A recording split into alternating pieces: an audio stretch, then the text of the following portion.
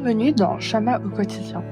Le passage d'aujourd'hui se trouve dans Genèse 45 et le thème est « Joseph se fait reconnaître par ses frères ». Dans le chapitre précédent, Joseph avait mis ses frères à l'épreuve. Il avait demandé que sa coupe d'argent soit placée secrètement dans le sac de Benjamin.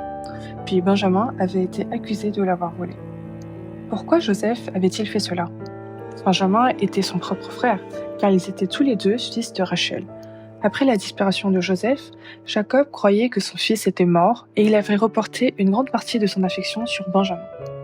Autrefois, les frères de Joseph avaient été jaloux parce que leur père l'aimait particulièrement. Cette jalousie les avait poussés à le vendre. Joseph voulait donc savoir s'ils avaient réellement changé. Allait-il abandonner Benjamin comme il l'avait abandonné autrefois ou allait-il rester avec lui ? Cette fois-ci, les frères choisirent de ne pas laisser Benjamin seul. Ils décidèrent de rester avec lui et de partager son sort. Judas, celui qui avait proposé autrefois de vendre Joseph, supplia même Joseph de le prendre comme esclave à la place de Benjamin. Nous voyons aussi que les frères avaient réellement changé et qu'ils s'étaient repentis. En voyant cela, Joseph ne put plus retenir son émotion. Il cria à ses serviteurs « Faites sortir tout le monde !» Puis il éclata en sanglots et dit à ses frères « Je suis Joseph, mon père est-il encore en vie ?» Ses frères furent terrifiés. Ils devaient sûrement penser à tout le mal qu'il lui avait fait et craindre qu'il se venge. Mais Joseph les rassura. « Ne soyez pas affligés et ne vous faites pas de reproches, parce que vous m'avez vendu pour être conduit ici. C'est Dieu qui m'a envoyé devant vous pour vous sauver la vie. » Joseph ne niait pas le mal que ses frères lui avaient fait, mais il croyait que Dieu avait été capable d'agir au milieu de cette situation. Grâce à son arrivée en Égypte, Joseph avait interprété les rêves du pharaon. Le pays avait ainsi pu se préparer aux 7 années de famine et sauver de nombreuses vies. Joseph comprenait maintenant que Dieu avait transformé une situation douloureuse en un moyen de salut pour toute sa famille. Ensuite, Joseph serra Benjamin dans ses bras et pleura avec lui, puis il embrassa tous ses frères et leur parla.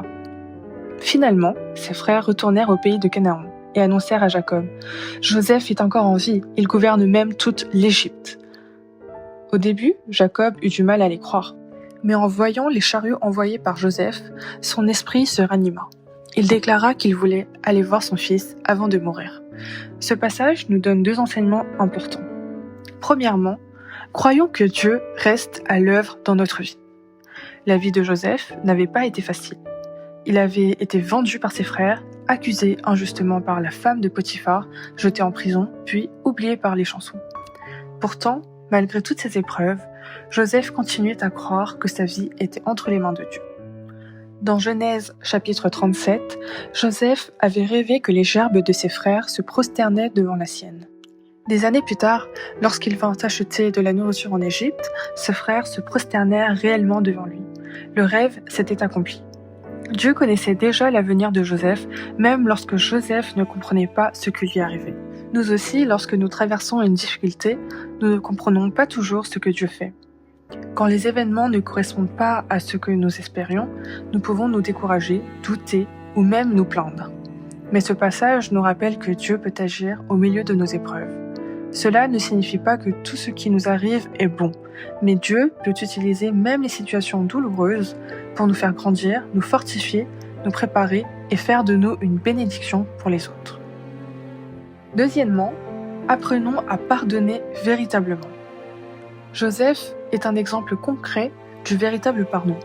Il aurait pu se venger, il avait maintenant l'autorité, le pouvoir et toutes les raisons humaines de punir ses frères. Mais il a choisi de leur pardonner. Il ne se contenta pas de dire « je vous pardonne », il le montra aussi par ses actes. Il les embrassa, pleura avec eux, leur donna de la nourriture, des vêtements et tout ce dont ils avaient besoin pour le voyage. Le véritable pardon ne consiste pas seulement à prononcer de belles paroles. Parfois, nous disons que nous avons pardonné, mais nous continuons à rappeler à l'autre ses fautes. Nous gardons de l'amertume, nous comptons tout ce qu'il nous a fait et nous attendons une occasion de lui rendre l'appareil. Joseph ne fit pas cela. Il vit que ses frères avaient changé et il choisit de restaurer la relation avec eux. Dans Luc, chapitre 6, verset 29, Jésus nous enseigne à ne pas répondre au mal par le mal. Il nous appelle à aimer, à pardonner et à ne pas chercher la vengeance. Frères et sœurs, que le passage d'aujourd'hui nous encourage. Que nous traversions actuellement une montagne ou une vallée, croyons que notre vie reste entre les mains de Dieu. Demandons-lui la force de continuer à avancer, même lorsque nous ne comprenons pas encore ce qu'il est en train de faire.